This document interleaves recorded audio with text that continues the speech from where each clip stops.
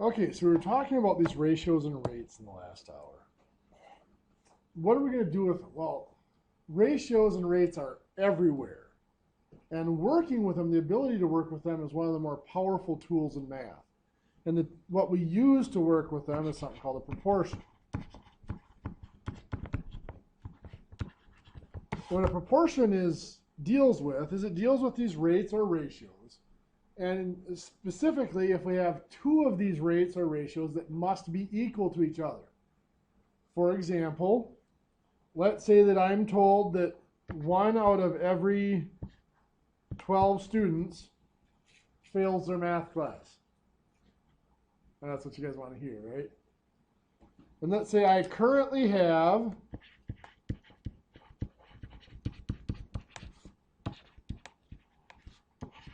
84 students. How many do I expect to fail this semester? Well, does the 1 and the 12 each represent something here? I currently have 84 students total. That 84 is representing the total number of students I have. Does the 1 represent total number of students? No, the 1 represents the students who I expect to fail. Does the 12 represent total number of students? Yes, it does.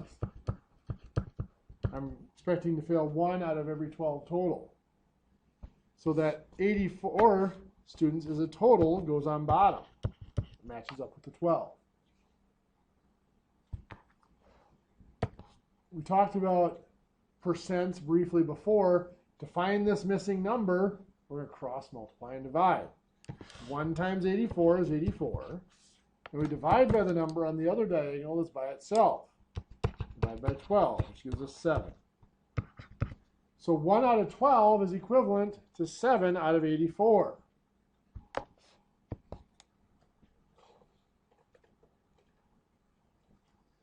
Let's say that we produce, during 1 hour of production, we have 3 defective parts.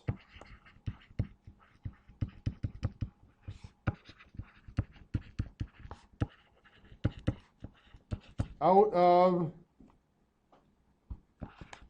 800 produced.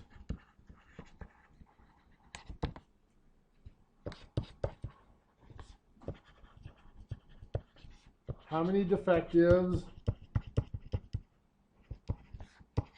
do we expect?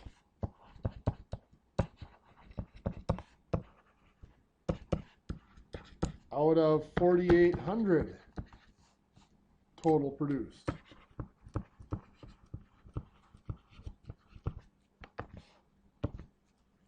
So again, we're assuming that our rate of defects is going to remain constant throughout the whole production. So that we have 3 defective out of 800 total produced. And again, I'm going to label them here. Just the 3 here are the defectives. And the 800 is the total produced, or just total. Does the 4,800 represent the defective or the total? Total.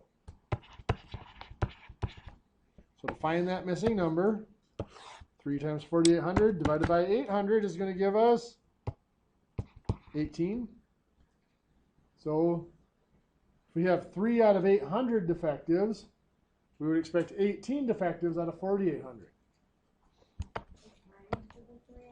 Yep, it's cross multiplying. What you're looking at is this. Let's say I have 2/5, right? And I want to know how much that would be out of 30. Well, I'm asking myself, working with fractions, what would I have to multiply 5 by to get 30? I'd have to multiply by 6, right? So that means I have to multiply the 2 by 6 as well. Gives me 12 out of 30. Makes an equivalent fraction. And that's really all I'm doing here, except when I look at the 800, I'm not totally sure what I'm going to multiply it by to make 4,800. So if I look down here, if I wanted to figure out that 6 and I didn't see it, I would have just done 30 divided by 5, right? That tells me I'm going to multiply, the 6 is what I had to multiply by. So I'm going to take the 2 and multiply it by that. So it's 2 times 30 divided by 5. So they've created a shortcut, and they just call it cross multiply and divide. They take the two numbers that are diagonal to each other. In this case, that'd be the 2 and the 30, and they multiply them. So 2 times 30 is 60. Then the number that's on the other diagonal by itself is the 5. You divide by that. Gives you 12. So 12 30ths. It's the same up here. If you saw it, you could just say, well, hey, I multiply 800 by 6 to get 4,800. I multiply up here. But if you don't see that, you take the two numbers that are diagonal to each other, which is the 3 and the 4,800, and you would multiply those out. 3 times 4,800 is 14,400. Then you divide by the number that's on the other diagonal by itself, which is the 800. So 14,400 divided by 800 is 18. Does that make any sense? Okay. So let's say we are looking at a gear ratio. Let's say we need a 4 to 9 gear ratio.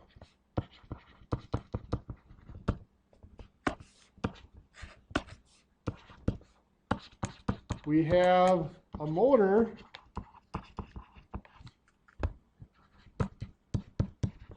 with 27 teeth on it, on its gear.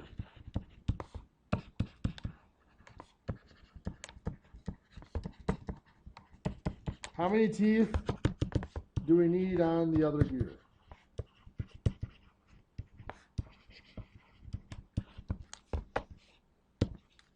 So a 4 to 9 gear ratio. Now here we have to use what we know about gear ratios. We know that the top number is the driven gear and the bottom number is the driving gear. Now we didn't go over it in detail, but we mentioned if we separate the two, the driving gear is the one that keeps turning and the driven gear is the one that stops, right? So would the motor be considered the driving gear or the driven gear? Driving. That one's going to keep turning whether it's touching the other gear or not. So the 27 teeth goes on bottom. So to find our missing number, what two numbers are we going to multiply? 4 times 27. 4 times 27 is 108. Then what do? Divide by the 9. Is 12. So we need 12 teeth on the other gear.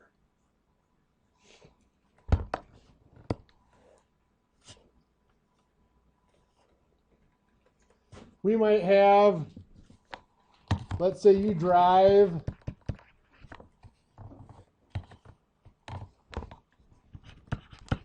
170 miles on 7 gallons of gas.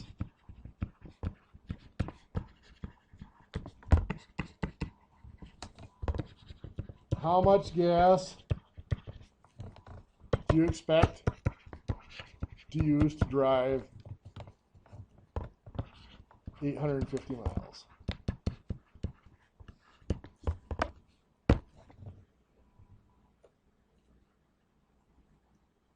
What's going to be, now of course these are rates, not ratios, but we can use them in a proportion as well. What's going to be our original rate? That's 7 gallons and 175 miles. Which one's going to go on top? Yeah, it really doesn't matter. So you can do 7 gallons over 175 miles. Or you do 175 miles over 7 gallons. Really does not matter. On the other side, where does the 850 have to go? Wherever the other miles are. There's miles on bottoms, 850, the miles have to go on bottom here. That's the only thing. The first ratio, or rate, it doesn't matter what order you put them in. The second one just has to match up the order. So now what two numbers do I multiply? 7 times 850, which is 5,950. Divided by 175, which is going to give us 34. Okay. And the units there have to be gallons because it was gallons here. One thing you'll notice when we use rates, we do have to have our units in there. And whatever units go on top, go on one rate, must go on top in the other rate. Whatever units go on bottom in one rate, must go on bottom in the other rate.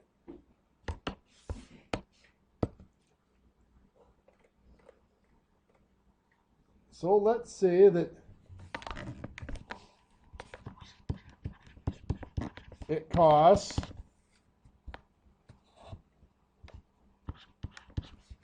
$14 for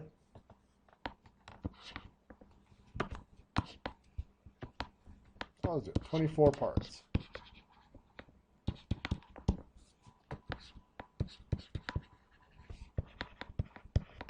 How much will it cost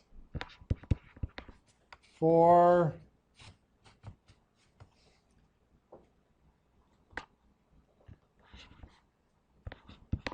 276 parts? In your notes, see if you can figure that out.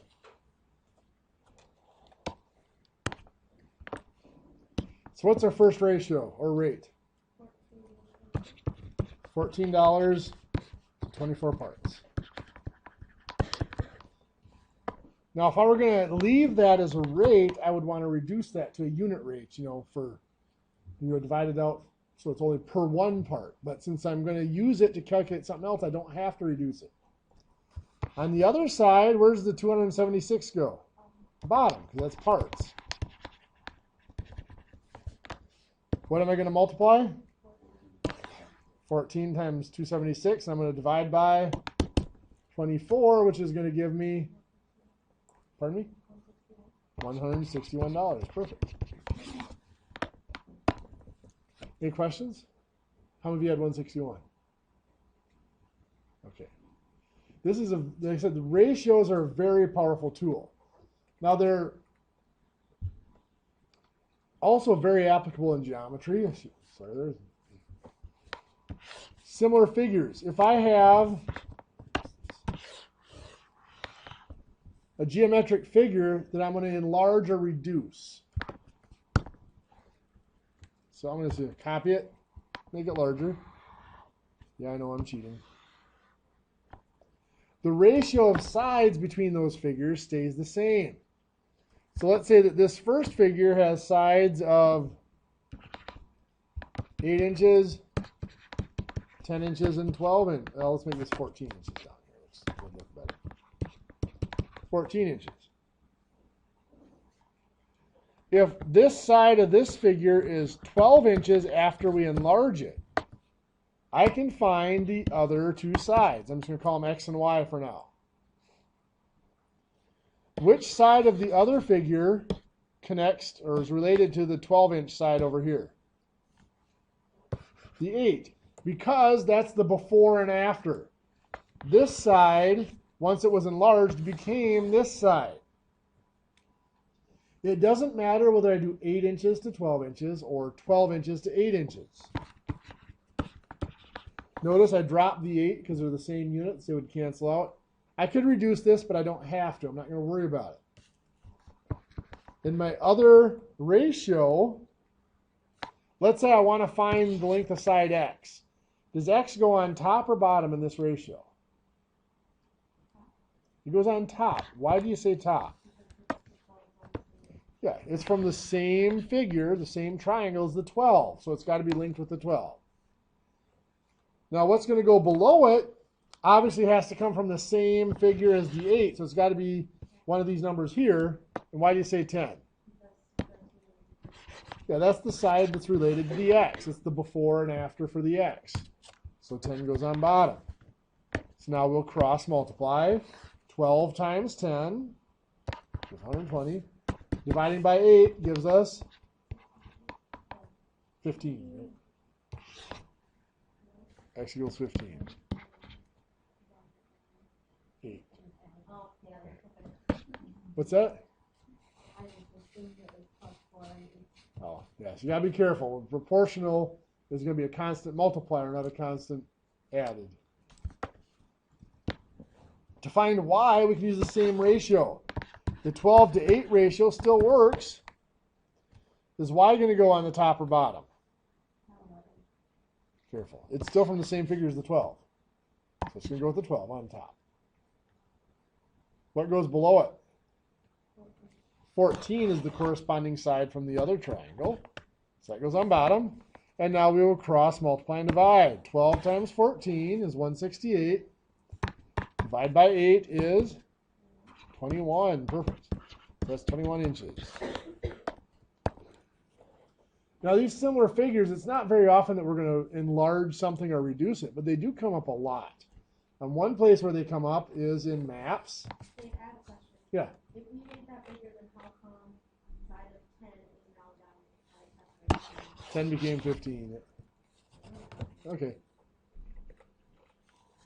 On a map, you might have something like this where it says that this is 15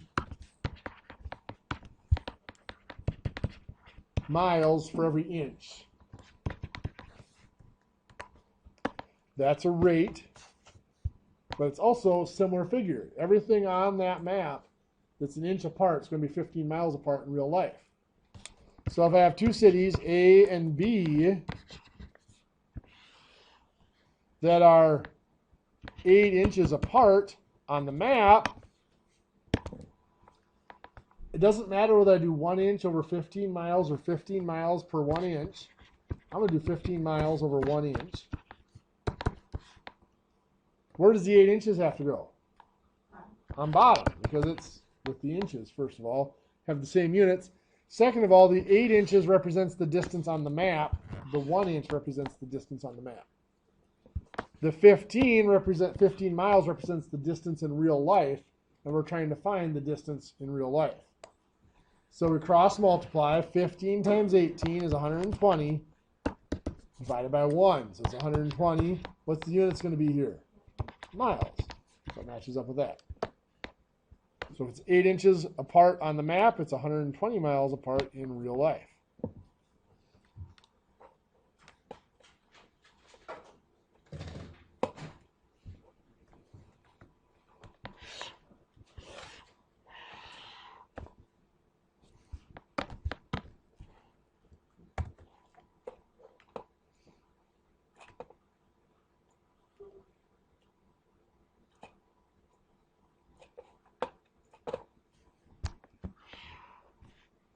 I'm going to keep it simple for you by keeping the triangles in the same orientation for now. So, this angle matches up with this angle with this angle, and of course the third one too. But let's say here we have, this is 6 inches. We'll call this one X inches. And this down here, let's call it 16 inches. We'll call this here Y inches. This one over here will be 15 inches. And up here, this is going to be 30 inches. I want to find X and Y. First thing I have to do is I have to find two sides that relate to each other. Like I said, before and after, or two sides that are really the same side of the figure. Now I don't have to, I left these in the same orientation so it's easy to find. But if they were rotated or flipped over, the way we would find that is look at the angles. For example, this angle and this angle are the same one because they're marked that way. This angle and this angle are the same one, so they're because they're marked with the two arcs. The side that's between them has to be the corresponding sides. So in this case, the 30 inches and the X have to match up. They have to correspond. Unfortunately, one of those is X. I need to have the sides that correspond that I know the measurement for both of them. Which side would that be? The 15 and the 6, because they're between this marked angle and the unmarked angle. So they're between the same two angles of the different triangles. So it doesn't matter which one I put on top. I'll do 15 over 6. If I'm trying to find X, where is X going to go, top or bottom? Bottom, because X is from the same triangle as the 6. X goes on bottom. What's going to go on top? 30 is the corresponding side from the other triangle. So we can cross multiply. What two numbers? What's that? The two that are on the diagonal. Yep. So 6 and 30 are diagonal. So those get multiplied. 6 times 30 is 180. Divide by 15. X is 12. Of course, this is inches. This will be 12 inches. Yes, we can multiply either diagonal depending on which one has both numbers on it. So now we still have the 15 inches over 6 inches, but we're looking for y. Where's y going to go? On top, because it's from the same figure as the 15. And below it's going to be 16 is the corresponding side from the other triangle. So now we're going to multiply this way. 15 times 16 is 240. Divided by 6 is 40. So y is 40 inches. What do you think? A little bit easier? Oh, that's good. No. Would you? Well, I'm glad it's coming together for you. It can be a little bit more difficult. I mean, we can run into things. Oh, sure. Yeah, that's never fun. We might have something like this.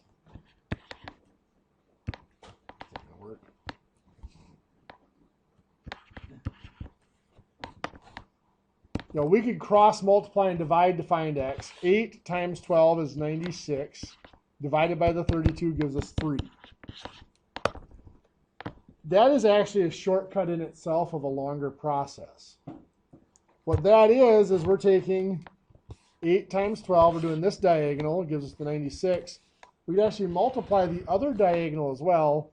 X times 32 would be 32x. Those two cross products must be equal. 32x equals 96. Well, how would we solve that equation?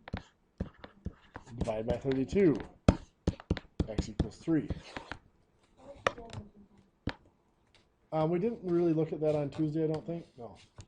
We were looking at just working with the variables on Tuesday. If we had like 7x squared y over 12b, what's the common denominators? That recording should be out there. I'll double check to make sure it is. Okay. I'll double check and make sure it's out there. The reason why this cross multiplying in both directions is important. This one here, it would have been easier to just cross multiply and divide and get the 3. But we might run into something like this.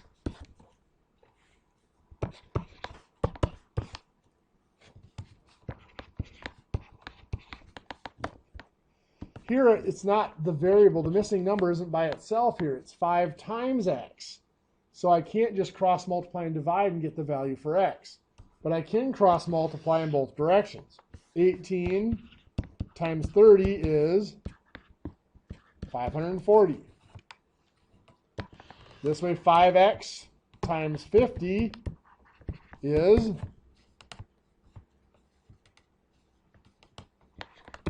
250x, right? Something went wrong there, didn't it? That should be 54. That's why.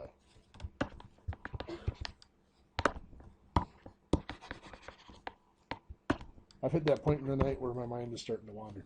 So it should be 54 down. So 5x times 54 is actually 270x. What do I know about those two cross products? They have to be equal, yeah. 270x has to equal 540. So how do I solve for x? Divide by 270. So x equals 2. We might have something like this.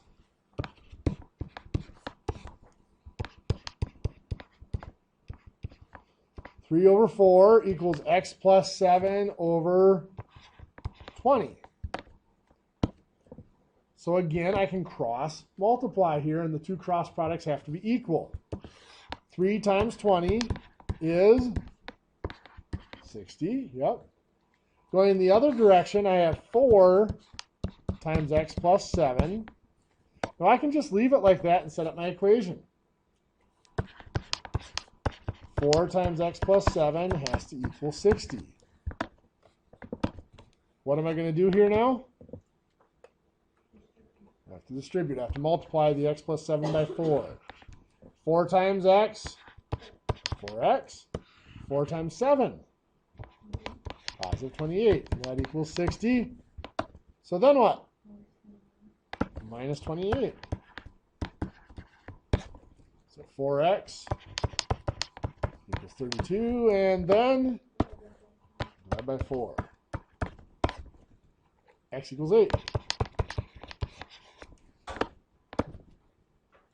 Now I'm going to throw one up here that looks really difficult, but it really isn't as bad as it looks.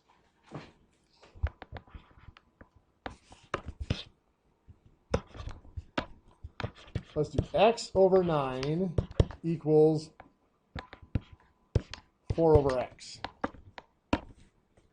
Now, how do I solve for two things that are missing? Well, if I cross multiply, what's 4 times 9, or 9 times 4, either way I want to look at it, 36. What's x times x? X squared. So this gives me an equation that x squared has to equal 36. Now we haven't solved any equations that look like that yet, but we have the tools for it. Because all we have to do is ask ourselves, what was done to the variable here? It was squared. What's the opposite of squaring it? Square root it, right? So the square root of x squared is just x. We just reverse the squaring. What's the square root of 36? 6. There you go. So x is 6. Now, if you wanted to get technical, x could also be negative 6 because the square root always has two answers. We're not going to get into that in here. Okay. With that,